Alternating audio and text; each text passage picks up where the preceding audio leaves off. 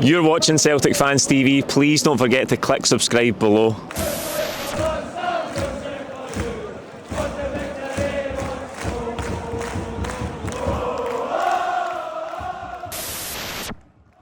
What's happening, folks? Welcome back to Celtic Fans TV. It's full-time reaction to Celtic 5, Slovan Bratislava 1. I've got Callum and Darren with me to go over what I think must be Celtic's biggest ever Champions League victory. Darren, what a night. Couldn't ask for anything. Well, we could ask for a bit more because it could have been 8-0, but I think coming out here, just looking at the people walking past us, leaving the stadium, everybody's absolutely buzzing, and rightfully they should be. We have no right to win a Champions League game 5-1, given that we're Celtic and we're in with all these big hitters, and granted, that's probably the easiest game we're going to play this competition, and I think it was important to lay down a marker. Just psychologically, I think for the team it's huge, because I felt this was a must game, and the players must have felt that. Brendan Rodgers must have felt that as well. I think he said in his pressers that they should be winning that, etc, etc. And the start of the game was kind of tense. I thought that we were a bit tense. It's only normal, I think, when it's a Champions League game and you hear the anthem and the stadium's buzzing. It takes a while for the game to settle, and I think both teams kind of just were feeling their way into the game a wee bit, and luckily we get the first goal from a corner, which we don't normally score from corners, especially Liam Scales doesn't score often, so I'm delighted for Liam Scales to do that. And I think after that first goal originally there was a 10-minute spell where you think, right, floodgates are opening here. I think Kyogo had two brilliant chances. Two brilliant chances. The one, I think it was just a crank save for the goalkeeper. That would have been a fantastic goal, and that would have lifted the roof off the place. But I was kind of frustrated we only went in 1-0 at half time, because it's a chance for both teams to get a rest, and that can kind of swing the tide if we're frustrated a wee bit. But the way we came out that first 10 minutes second half, that was unbelievable. That's just unbelievable. I think Arne Engels was amazing in the middle of the park. He controlled everything along with McGregor in there. Hatate kind of frustrated in the first half, came to life in the second half. Who even scored the second goal? I can't remember. It was Kyogo. Brilliant run from Kuhn. Couldn't have missed that. Couldn't have missed it. I don't even think it was a shot. I think it just hit him when it went in. But you take it, and then that was when the roof came off the place, and you just felt the energy for the stands to on the pitch, and we got a penalty straight after. It was 3-0, but it was party time. It was party time, and then we kind of dropped down the gears a wee bit, and they got a wee goal back, which is kind of annoying because we were cruising. We were cruising. It was a silly goal giveaway, but it's fine. And then obviously just another 2 goals to add that. It could have been 6, but I'm well happy with 5 goals. Aye, it was amazing, Callum. As Darren says, just we took a wee 10-15 minutes for the game to settle. We did have a flurry of corners though, and just before Scales' goal, I was saying the delivery's brilliant. Arne Engels putting in brilliant crosses.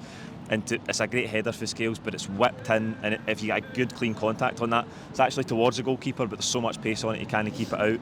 Brilliant delivery. Just got to say, I think my soul's jumped into his body. Not even joking. He's like me almost there, just you know, everything. I don't usually get to go first, mate. So you usually always say what I'm going to say. But that's actually the emotion that Darren shows, and everybody kind of feels that like within. Tonight's a massive result, and there was so much pressure, especially on Brendan, of second time coming. Obviously, this is his third crack at Europe for us. So he's got to, in Bratislava weren't a big name coming here, so there was a lot of pressure on Celtic. It is different. It's almost harder, because when you've got a Real Madrid like we done under Ange, it was almost a free hit. It's never really a free hit, but you know what I mean. You get a chance at it. But tonight there was pressure. You start off with, we've got lots of corners. Arne Engels was putting in amazing balls right on either the back post, but it was just there to be asked to head it. And eventually you see that with Liam Scales. He's brilliant. He actually drops his shoulder, he runs, then he goes behind, almost like a striker's move, gets in, because I was sitting right behind it, and just the power on it, the goalkeeper, it ends up hitting his shoulder, and it just goes into the top of the net. He's got no chance. And then again, what Darren says, I was actually frustrated that it was only 1-0. Kyogo has a great chance right after the first goal. He takes it in the chest, but he actually hits it quite straight to the keeper. I think it is. Keeper says it was foot. He doesn't really put it. See if he puts it in either corner, it's a goal. I know that's so easy to say, right? 'Cause it's hard. Everybody's jumping about like crackheads, right? The place is going mental, and he's also having to focus so quickly. So that's unlucky. The second one was a big one. The second one, he's really got, and it's harsh because you've got 50-50 people saying, like, that's no good enough, get £9 million Idah on. You've got to remember, he did score against Atletico Madrid and Lazio, so he has proven his weight in goal, that he can get you those moments. He's just leaned back, and it's just the emotion.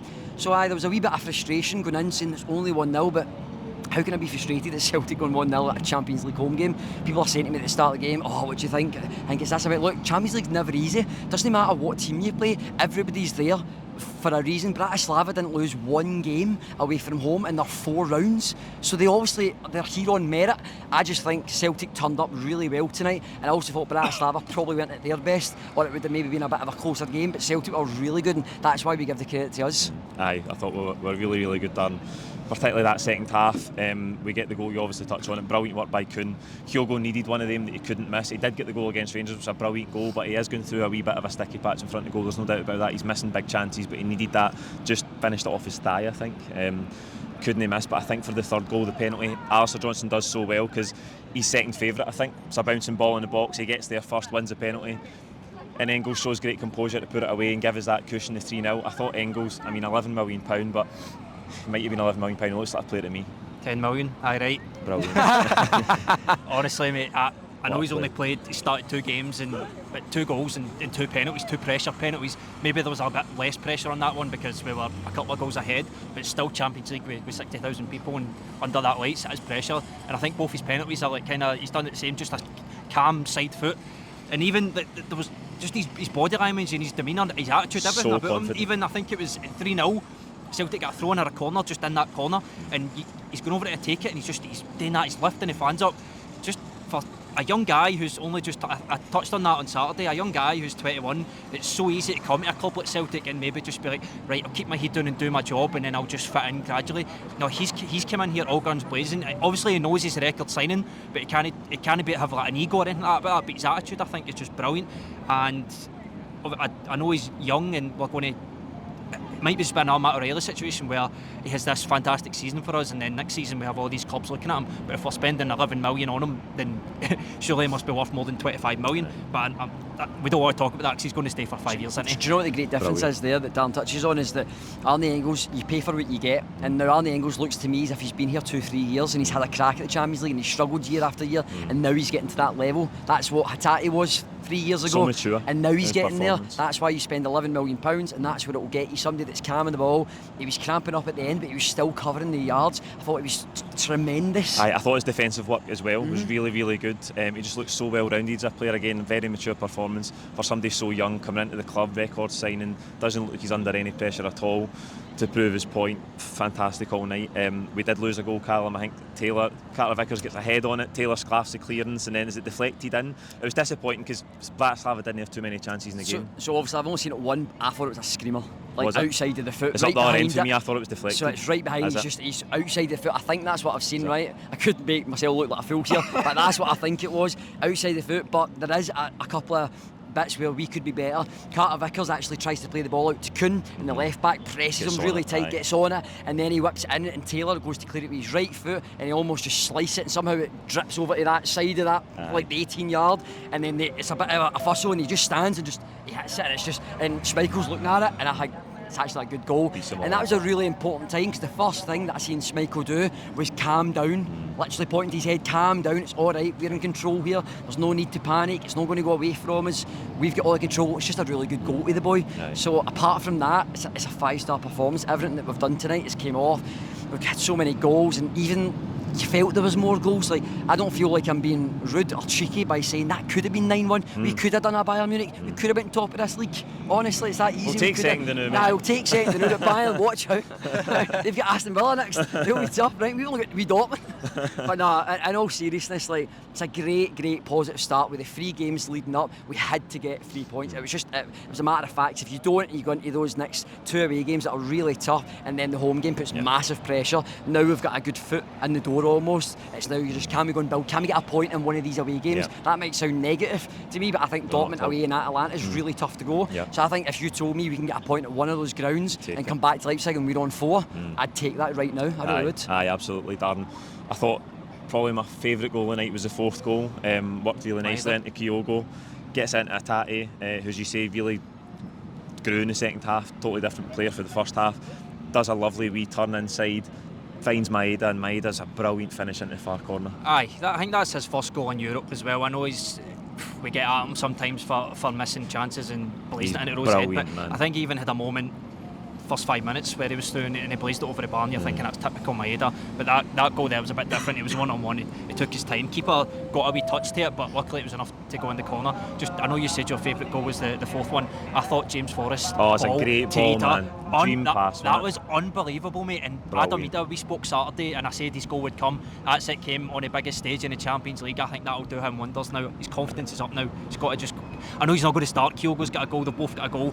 Basically, it's just things aren't going to change. Kyogo's still going to be starting, but just for Adam Idah, he's signed permanently. That's his first goal. It came in Europe. That's got to do him a world of good, man. Aye, that'll take a huge weight off his shoulders, Callum. If we talk about Maedah's goal there, but again, even after that, at 4-1 and 5-1, he's still charging down the full-back. The intensity is just unbelievable. He's a maniac, isn't he? The honest is, he just must dress up as like the Tasmanian devil or something. Like, he's an absolute nightmare to play against. And there was one point I was just sitting there in my head going, Maedah's going to get you. And the right back takes too long, bang, he takes it and just starts running. But honestly, really good. I'm so happy for Adam Idah, because he's had to buy his time a little bit. When he probably looks at it and he sees Arne Engels is 11 million, he's playing every game. I'm 9 million, why am I not playing every game? He's having to obviously wait his turn. And when he's getting that chance, he's coming on, he gets his goal against Hearts, it's slightly offside, I think Palman lead up to it, but he's unlucky there. But he's in the right positions. Again, he's in the right position. Really, really nice finish from him. Just slots it by the goalkeeper. He's really, really calm, because Kyogo had a few of them, as we've seen. He's almost just hut at them, but Idah shows you it's what money gets you. That's what we've been crying for, a little bit of quality. 2 or 3 players at 7, 8, 9, 10 million, and that's what they'll give you, good quality moments in the Champions League. Aye, and you see the depth, being able to bring somebody like that off the bench, Darren, so there's no dip. Even when Bratislava do get the goal back, we can go and find 4 and 5. That was a proper Celtic Champions League night. The second half, the atmosphere was brilliant. Well, we've not had that in a few years. I know last year we got the win against Feyenoord, but I think our fate was already sealed at that time. So I think you touched on it in your prediction last night, that we've not won the opening game for so many years.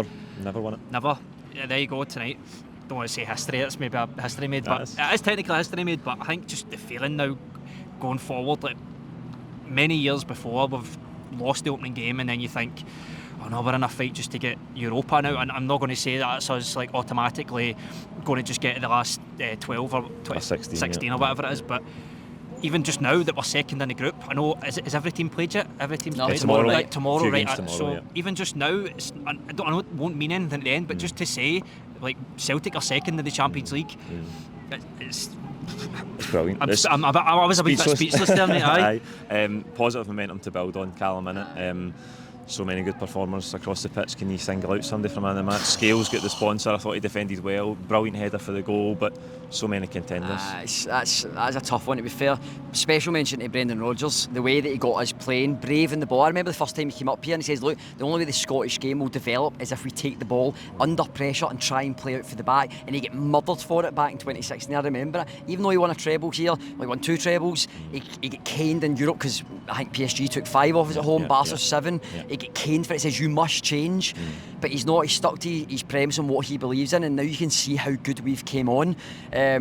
Player-wise, I thought Greg Taylor was outstanding. Almost, and I'm going to go as far as saying it was almost like watching Roberto Carlos playing in that role. Mate, I tell you something. You've been drinking? No, most folk think that I do, and I'm not, because I'm driving home, but honestly, see the ball that he plays, go home and watch it, and then you can text me and say, here, fair shout. The ball he plays in between, I'm sure it's the centre back and the right back, and he plays it, it's such a great ball, does it twice. See the positions that he picks up, him and Johnson, they flooded the midfield, and it just allowed Engels to go up, Hatate to go up. They had no idea what to do. They didn't know stick or twist. Am I on you? Am I man marking you? Am I actually staying in my position? They had no clue what to do, and that's why it felt comfortable in there that you were going to get goals. You've seen that. They two were brilliant. Special mention to Liam Scales, and I took a bit of flack for giving him credit, and people went, oh, but you hated them, right? Well, you can hate people and then you can like them. That's football. You can come in and out. You love somebody the next minute and then it's no. That's football, and that's why we all love it. But Liam Scales is outstanding, by the way. He's so calm in the ball, and everybody sometimes gets nervous, but that's starting to creep out of the crowd. You don't really hear people go, oh, just pass it, get rid of it. He's almost calm in the ball. He can find it. He's quick. He doesn't lose a lot of one-on-one battles. Sometimes the ball outside, when he's playing left back, he's keeping it in the line, taking the ball out the way and then playing it out. Honestly, he's so good, and for somebody that cost us, I don't even know, like 200 grand at Shamrock Rovers, and he's playing Champions League level. Fair play to him, so I'll give him the man of the match, because that must be so hard being that boy of going, you're no worth it for Shamrock Rovers, everybody hates you, you were alright at Aberdeen but you're not good enough for us. Look at the turnaround he's done. So I'm the first one to say I didn't think he was good, but by God, he's changed my mind. He is so good, and I says that to you in one of this I think it was the Rangers game, saying he stepped up there. Can he do it in Europe? That'll be the acid test. Well, look, I know we'll get bigger tests than that, but still Champions League level, and he's proved it tonight. Aye, fair play to him. The development in him's massive, Darren, I think, and Brendan Rodgers can take some credit for that as well, but he was excellent. Who has it for you? I'm going to say Daizen Maeda.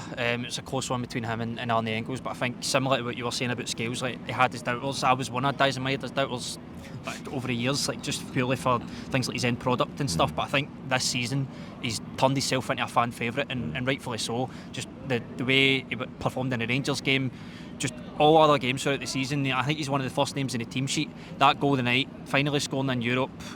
I don't really know what else I can say about him, because we're talking about him every week now.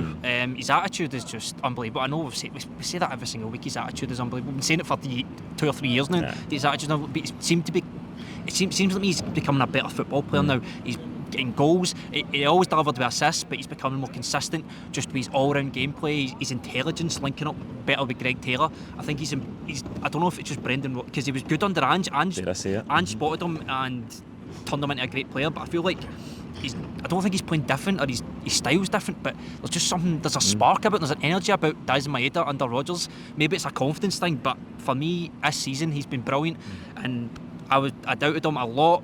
I thought that his end product wasn't good enough for Celtic, and that you need some sort of ability to match your attitude, but his ability is improving week by week, and his attitude is fantastic. Sorry to interrupt, I know why he's better under Rodgers. Imagine getting told you're a beautiful human being all the time. Honestly, no wonder he's playing well good. But just quickly for the end, Paul, right?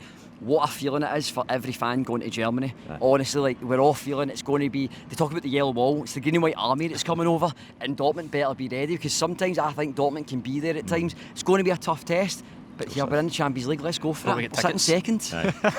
Absolutely. It's Engels for me, but it's not about individuals tonight, it's about a brilliant collective Celtic performance. That's it for Full Time Reaction. Enjoy your night, and we'll see you very soon. Thank you.